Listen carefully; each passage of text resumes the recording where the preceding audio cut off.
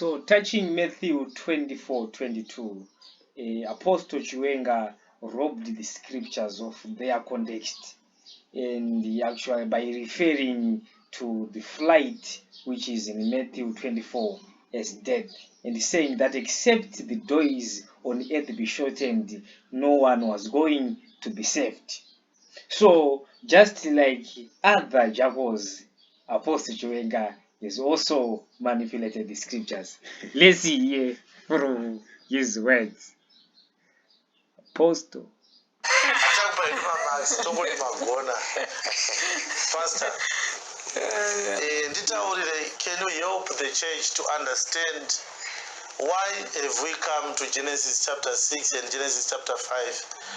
And what is the connection between the reduction that happened in Genesis chapter 6 and Genesis chapter 5 in respect of Matthew 24:22, the salvation of the elect and the shortening of the days? Okay, what we see or what we've learned now is that we've seen the shortening of days for the sake of the elect according to Matthew 24 verse 22. And we went back to the book of Genesis where we have discussed. Okay, so we can clearly see from what the apostle said the shortening of the days here on the earth is because the elect should be saved.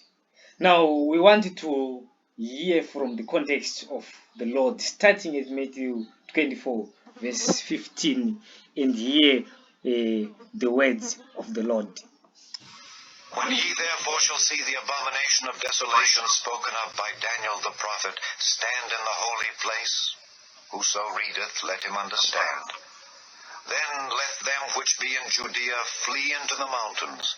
Let him which is on the housetop not come down to take anything out of his house. Neither let him which is in the field return back to take his clothes. And woe unto them that are with child, and to them that give suck in those days. But pray ye that your flight be not in the winter, neither on the Sabbath day. For then shall be great tribulation, such as was not since the beginning of the world to this time, no, nor ever shall be. And except those days should be shortened, there should no flesh be saved. But for the elect's sake, those days shall be shortened. So, those Gutaura, Matthew 24.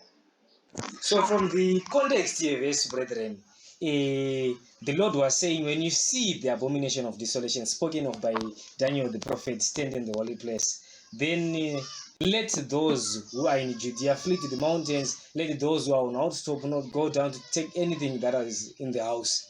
So my question is, if we say that the flight the Lord, which the Lord was referring to, is death, does it remains contextual?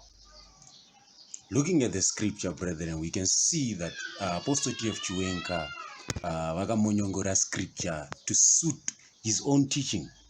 If we are to observe the scripture there, we can see that Christ is clear. He said, when you shall see, then the next verse, what then, meaning that he's continuing from the point Yavataura before. All right. Because he said now the shortening of the days is the shortening of our days in the flesh, so that if the days were to be many, then there would have been some problems with the salvation, as if our salvation is dependent on the days we spend here on the earth. So with the things we see say abomination of desolation, we should go to Daniel. The Holy Covenant, and arms shall stand on his part, and they shall pollute the sanctuary of strength, and shall take away the daily sacrifice, and they shall place the abomination that maketh desolate. And such as do wickedly against the covenant shall he corrupt by flatteries. But the people that do know their God shall be strong and do exploits. And they that understand among the people shall instruct many, yet they shall fall by the sword and by flame, by captivity and by spoil many days. Now when they shall fall, they shall be holpen with a little help, but many shall cleave to them with flatteries.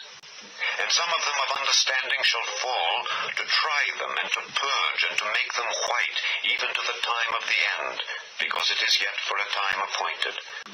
And the king shall do according to his will, and he shall exalt himself and magnify himself above every god, and shall speak marvelous things against the God of gods, and shall prosper till the indignation be accomplished.